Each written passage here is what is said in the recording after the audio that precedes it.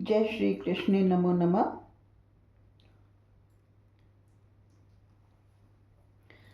कृष्ण दर्शन शास्त्र की सीरीज लेकर उपस्थित हुई हूँ। चैप्टर 62 लेकर उपस्थित हुई हूँ।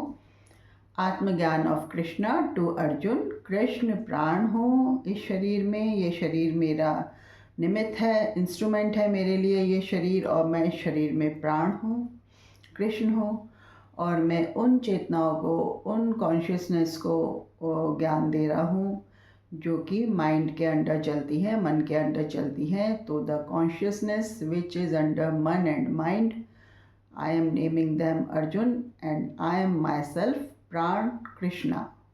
सो Atmagyan of Krishna to Pran Atmagyan of Krishna which is Pran giving his Atmagyan to Arjun, which is mind consciousness. Okay, तो चैप्टर 62 लेकर उपस्थित हुआ हूँ। आज मैं आपको ये बताना चाहता हूँ कि आत्मज्ञान प्राप्त करने के लिए स्टेप्स होते हैं, सीढ़ियाँ होती हैं। सीढ़ियाँ सुपरफिशियल से नीचे डीपर जाने के लिए। सुपरफिशियल आए ऊपर है ना, जो झूठा मैं है, जिस मैं को लेके दुनिया बोलती रहती है, मैं ये, मैं वो, जो झूठा मैं है, वो जो ऊपर सतही मैं है, वो ऊपर है, जो शरीर के साथ जुड़ा हुआ है, कारण शरीर और शरीर के साथ जुड़ा हुआ है, वो सतही मैं है। और नीचे डीपर में ओरिजिनल मैं है, ओरिजिनल प्राण है, ओरिजिनल ब्रह्म है ना। नीचे अंदर डीपर जो अंदर गर्भगृह में स्थित है, वो ओरिजिनल मैं, ओरिजिनल प्राण, ओरिजिनल ब्रह्म, ओरिजिनल सुप्रीम बीइंग और गॉड है, जिससे कि पूरा संसार, पूरी दुनिया, पूरा ब्रह्मांड सब चलता है, सृष्टि चलती है जिससे। ठीक है, ये ओरिजिनल मैं है। तो आत्मज्ञान मतलब सुपरफिशियल मैं से नीचे की स्टेप्स, नीचे उतरना, डीपर उतरना, अपना ओरिजिनल मैं पाने के लिए, अपना ओरिजिनल आई पाने के लिए नीचे उतरना। ये आत्मज्ञान की स्टेप्स होती हैं। जैसे कुएं में, सीढ़ी वाले कुएं में हम नीचे उतरते जाते हैं, ऐसे हमें स्टेप बाय स्टेप नीचे उतरना चाहता है। तो ये स्टेप्स कौन सी हैं? आत्मज्ञान को प्राप्त करने के लिए सतही मैं से नीचे नीचे नीचे उतर के स्टेप्स कौन सी हैं जिससे हम अपना ओरिजिनल मैं पाते हैं, उनके बारे में आज मैं विस्तार से चर्चा करना चाहूँगा। तो सबसे ऊपरी मैं होता है वह मैं जिसे लेके हम घूमते रहते हैं कि मेरा नाम ये है, मेरा नाम राम है, मेरा नाम श्याम है। ये ऐसे नाम भी तो रख देते हैं ना अपन भगवानों के नामों के ऊपर, पर मैं असली राम और श्याम की बात नहीं कर रहा। मैं जैसे मेरा नाम ये है, मेरा नाम वो है, जो नाम हमारे माँ बाप रख देते हैं, संसार रख देता है हमारे, वो नाम, वो होता है झूठा मैं। जिस झूठे मैं के साथ सारे शरीर की चीज़ें जुड़ी होती हैं, शरीर के कर्म जुड़े होते हैं, शरीर के रिश्ते जुड़े होते हैं, शरीर का आना जाना, बैठना उठना चलता रहता है उस सतही नाम के साथ। वो होता है सुपरफिशियल मैं। और असली मैं क्या होता है? असली मैं तो गॉड, असली कर्ता, असली गॉड, असली ओरिजिनल आए, जिससे ये शरीर सलामत नहीं रहता, जिसके निकल जाने के बाद वो असली मैं है, वहाँ तक पहुँचना होता है। तो सुपरफिशियल मैं में हम हैं। तो अब हम कौन कौन सी सीढ़ियाँ नीचे उतरेंगे? तो जो पहली सीढ़ी हम जो नीचे उतरेंगे वो होगी आत्मकल्याण की। इसका अर्थ ये हुआ कि अंदर खुद ही अंदर ये भावना जागृत होती है कि मैंने अपना या अपनी आत्मा का उद्धार करना है। ये भावना जागृत होना कि मैंने अपनी आत्मा का उद्धार करना है। अपनी आत्मा का उद्धार मतलब अपना ही उद्धार होता है। अपनी आत्मा का उद्धार मतलब अपना ही उद्धार होता है। हम बार बार जन्म मरण के झंझटों से छूट जाते हैं अगर हमारी आत्मा का उद्धार हो जाता है। तो उद्धार का मतलब ये बर्थ डेथ रिबर्थ की साइकिल से अलग हट जाना, और जो ब्रह्म है, ब्रह्मा वाला ब्रह्म है, उसमें लीन हो जाना, उसमें सुप्रीम बीइंग में, गॉड में लीन हो जाना। जो एनर्जी, वो एनर्जी है जिसको हम गॉड कहते हैं, पॉजिटिव एनर्जी जो गॉड है, जो पूरे सृष्टि की एनर्जी है उसमें उसमें डिफ्यूज़ हो जाना, विलीन हो जाना, लीन हो जाना, है ना। इसको हम कहते हैं कि मैं उससे आत्म उद्धार करना चाहता हूँ, अपनी आत्मा का उद्धार करना चाहता हूँ। तो पहली सीढ़ी होती है ये इच्छा जागृत होना अंदर कि मैंने अपनी आत्मा का कल्याण करना है, मैंने अपना कल्याण करना है, अपनी आत्मा का उद्धार करना है। ये पहली सीढ़ी होती है जो हम सतही मैं से नीचे उतरते हैं। फिर दूसरी सीढ़ी होती है कि आत्म कल्याण तो करना है, उद्धार तो करना है, पर किसके थ्रू करूं? कौन मुझे ये मार्ग दिखाएगा, मार्ग समझाएगा? किसके थ्रू करूं? आत्म कल्याण करना है, ये ठीक है, और इसके प्रति बहुत ज़्यादा उत्कंठा अंदर, बहुत ज़्यादा इच्छा बहुत बलवती होती जाना कि नहीं आत्म उद्धार करना है, पर किसके द्वारा करूं? कौन मुझे मार्ग दिखाएगा? कौन मुझे रास्ता दिखाएगा? ये जो आत्म उत्कंठा होती है, जो बलवती इच्छा होती है, ये दूसरा स्टेप है, ठीक है। आत्मज्ञान या आत्मोद्धार की तरफ जो हम प्रेरित होते हैं, ये दूसरा स्टेप है। तीसरा स्टेप है कि बलवती इच्छा हो गई है, अब गुरु कहाँ से पाऊँ? कौन सद्गुरु ऐसा मिलेगा जिससे कि मैं अपना आत्मोद्धार कर पाऊँ, अपनी आत्मा का कल्याण कर पाऊँ, इस बर्थ डेथ रीबर्थ की साइकिल से बाहर निकल पाऊँ। अब ये तीसरी बात आ गई कि मैं अब गुरु कहाँ से ढूंढूं? इच्छा बलवती हो गई है आत्म कल्याण की तरफ। जो जीव है, जो मानव है, मनुष्य है, उसकी वो चेतना जिससे वो शरीर के और संसार के कर्म करता है, उस चेतना में ये बात बलवती हो गई है कि मैंने आत्मकल्याण करना है। अब कोई सद्गुरु, सच्चा गुरु कहाँ से पाऊँ? अब गुरु की खोज, तीसरे स्टेप पे गुरु की खोज। गुरु की खोज कैसे करें? कहाँ जाएं गुरु ढूंढने? इस संसार में, इस संसार में जहाँ पे सारे विकार और सारा जो मन का साम्राज्य फैला हुआ है, उसमें सद्गुरु की खोज कैसे करें? सद्गुरु का मतलब जो प्राणों का को ऊपर स्थापित कर दे। सद्गुरु मतलब वो गुरु जो आपके प्राण जो नीचे पड़े हैं उनको उठा के ऊपर हृदय क्षेत्र में स्थापित कर दे, और उससे ऊपर बढ़ चले तो और भी अच्छा है ना। सद्गुरु वो होता है। ऐसा सद्गुरु इस संसार में कहाँ ढूंढेंगे बताओ? तो सद्गुरु आपके भीतर ही बैठा हुआ है, जिसकी खोज करने चले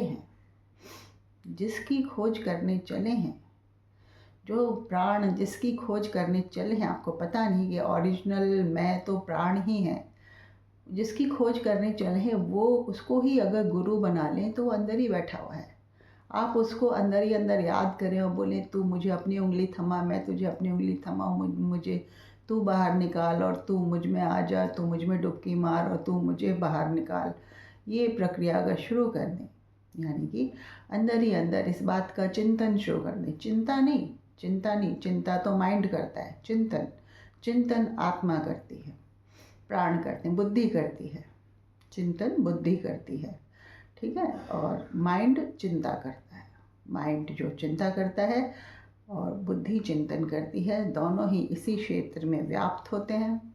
माइंड को रखो या बुद्धि को जगह दो, ये आपके ऊपर है, ठीक है। बुद्धि स्वरूप आप अपना कार्य समझने लग जाएं, माइंड का नाम माने बुद्धि स्वरूप आप अपना कार्य समझने लग जाएं, तो आप चिंतन करने लगते हैं इस बात का कि मैंने आत्मकल्याण करना है और गुरु कहाँ से ढूंढूं। तो गुरु बुद्धि में चिंतन करते हुए अपने प्राण को ही गुरु बनाइए। आपके प्राण जब गुरु बनते हैं तो वाह वाह, क्या कहने। आपके प्राण जब गुरु बनते हैं ना, तो वो जो मनुष्यों में जितने भी गुरु विद्यमान है ना, उनसे बहुत अच्छी लिखाई पढ़ाई चढ़ाई करा देते हैं, आत्मा को इतना ऊंचा उठवा देते हैं कि आप पूछो नहीं।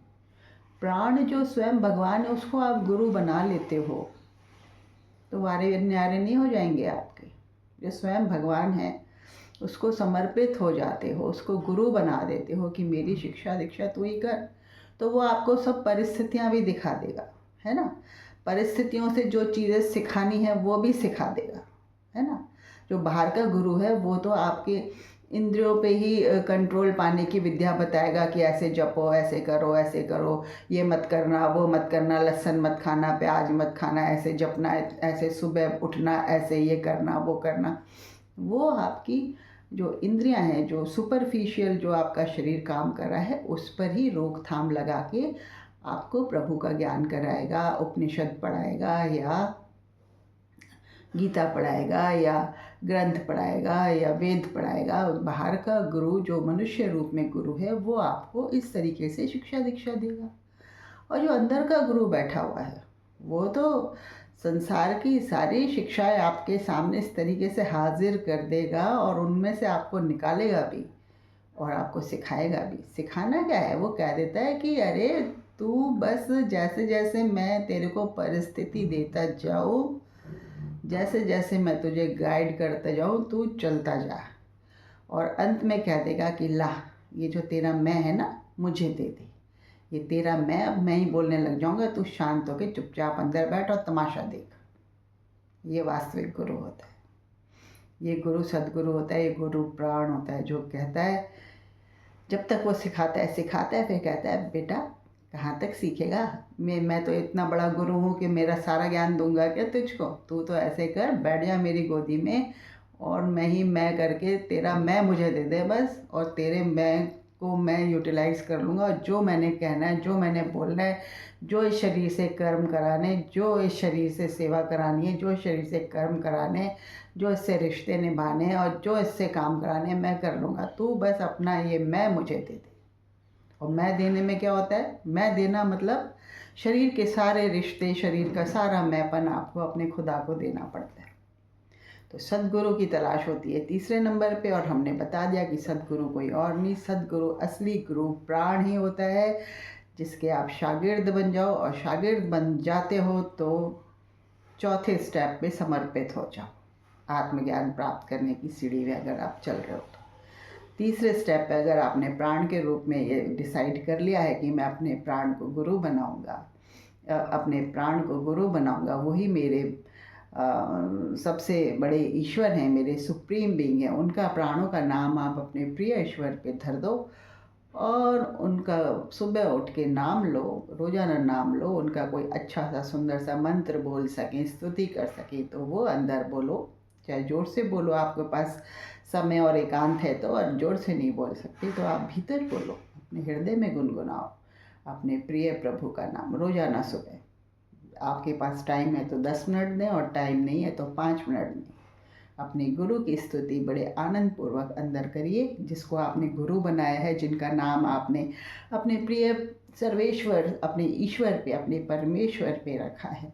उनको रोज़ाना सुबह उठ के नमन करो और उनका नाम लेके गुनगुनाओ करो। डेली करो प्यारो, डेली, ना चूक हो। चाहे होटल में बैठे हो, चाहे घर में बैठे हो, चाहे हवाई जहाज में बैठे हो, सुबह के वक्त डेली ये नियम बना लो कि 5 मिनट हृदय में अपने गुरु को नमन करना है, पैर छूने हैं, सेवा करनी है। सेवा यही कि आत्मा से, हृदय से उनको याद करना है, नमन करना है।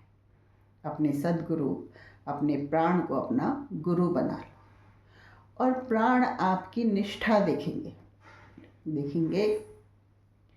कि मेरे को ये रोज़ाना ध्याता है या नहीं आता है। मत ध्याओ पूरे दिन, मत ध्याओ। सुबह की निष्ठा उनको प्यारी होती है। मैं ये भी नहीं कहता कि सुबह 4 बजे उठ के, 5 बजे उठ के, ऐसे करके वैसे करके ऐसे करो। जब भी आप उठो प्यारे, जब भी आप जागो, प्राण तो खुश हैं आपसे।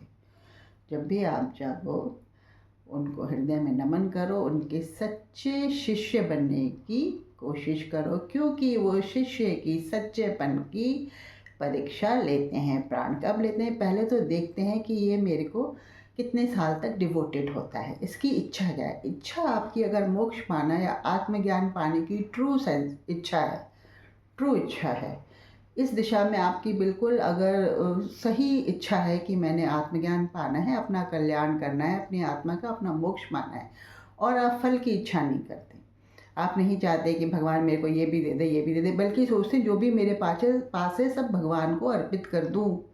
मेरा ये जो वस्त्र जो मैं पहने हुए हूँ, शरीर रूपी वस्त्र, ये भी भगवान का हो जाए, ऐसी इच्छा रखने वाला आत्मज्ञान की तरफ बढ़ता है। और चौथे नंबर पे वो प्राण के रूप में अपने सद्गुरु को पाता है और उनका नमन रोज़ाना सुबह 5-10 मिनट के लिए शुरू कर देता है, तो गुरु प्रसन्न होते हैं। और ये प्रक्रिया आपकी वो गुरु 8-10 साल तक देखते हैं। आपका डिसिप्लिन देखते हैं इसमें, कि आपकी उनके प्रति उत्कंठा देखते हैं कि आप आत्मज्ञान प्राप्त करने के लिए सुपरफिशियली बस 2-4 दिन करेंगे, 1-2 महीने करेंगे और फिर कहेंगे कि ले कुछ हो नहीं रहा, मैं तो बैठ जाऊँ। और ऐसे इन 7-8 सालों में परिस्थितियाँ गुरु आपको अनुकूल नहीं देंगे, आपको प्रतिकूल परिस्थिति देंगे, ये दिखाने के लिए कि बेटा तू मेरा नाम लेना छोड़ तो नहीं रहा, मैं तो ये देख रहा हूँ, मेरा नाम लेना छोड़ तो नहीं रहा। तो प्रतिकूल परिस्थितियाँ आएंगी, क्योंकि वो सद्गुरु हैं, प्राण सद्गुरु हैं। मोक्ष दिलाना कोई छोटे मोटे गुरुओं के हाथ की बात नहीं है। मोक्ष दिलाना तो प्राण ही आपको सिखाएगा, वही आपको उबारेगा, वही आपको रास्ता दिखाएगा। उसके हाथ में ही सारे कर्म फल है, उसके हाथ में ही सारा ये संसार है, उसके हाथ में ही सब माया है, माया जाल है, मायापति है। वो क्या नहीं कर सकता। तो वो आपको माया के चक्करों में भी डालेगा आपकी परीक्षा लेने के लिए। आपने अंदर बोल दिया हाँ प्रभु आपको ये समर्पित, ऐसी सिचुएशन खड़ी कर देगा कि बता अब ये सिचुएशन है, तू कह रहा था ये समर्पित, अब बता तू क्या क्या चाहता है, क्या करेगा। और अगर आप अपनी छोटी छोटी इच्छाओं के लिए प्रभु को पूछते हैं तो वो इच्छाएं प्रभु बस यूँ करके यूँ कर देते हैं कि okay go, have this go. पर जो सच्चे हृदय से अपने आत्मज्ञान और मोक्ष के प्रति प्रेरित होता है, उसको वो सद्गुरु बन के उसको वो अपने तक खींचते हैं और फिर कहते हैं कि ला यार कब तक तुझे सिखाता रहूँगा, ला ये चादर जो ओढ़ रखी है ना, ला मैं ही ओढ़ लेता हूँ, मैं ही मैं बन जाता हूँ, तू बैठ जा मेरी गोद में। समझ रहे हैं आप इसका मतलब। तो आज मैंने आपको कितनी सीढ़ी बताई, 4 सीढ़ी बताई। पहली, एक तो इच्छा जागृत होना आत्मज्ञान या मोक्ष प्राप्त करने के लिए कि भाई मैंने अपना उद्धार करना है, सबसे पहला एक इच्छा जागृत होना। दूसरे नंबर पर उस इच्छा का बलवती होना और सद्गुरु के लिए ये देखना कि सद्गुरु कहाँ मिलेगा। तीसरे नंबर पे मैंने बताया कि मनुष्य के सद्गुरुओं में आपको वो इंद्रियों के जप तप करने बताएंगे, वो सब चीज़ें सिखाएंगे, पर जो आपका असली सद्गुरु प्राण है वो आपको पूरा मानुष आप पूरे बदल ही जाओगे। जो जिस शरीर और जिस चीज़ों को कर्मों को जिस चीज़ों को लेके आप चले होते हो, जो आप में चीज़ें भरी होती हैं, उन चीज़ों को उनको आपको प्योर आत्मा में तब्दील करना होता है। जो भी मशक्क़त मेहनत कराएंगे प्राण अपने आप करा लेंगे आपसे। आप समय दीजिए, आप उनको एक जन्म दे दीजिए कि हमारा ये जन्म आपको अर्पित, वो आपको मोक्ष प्राप्त करा देंगे। ठीक है ना। तो चौथे नंबर पे आपके सद्गुरु आपकी ये करते हैं कि आप उनका नाम सुबह कितना धारण करते हैं, कितना बोलते हैं, कितना उनके अंदर रमते हैं। सुबह सुबह ही रमिए, सुबह 5-10 मिनट दीजिए, वही बहुत है। और जब तब उनको अपने हृदय में अंगीकार करने की कोशिश कीजिए।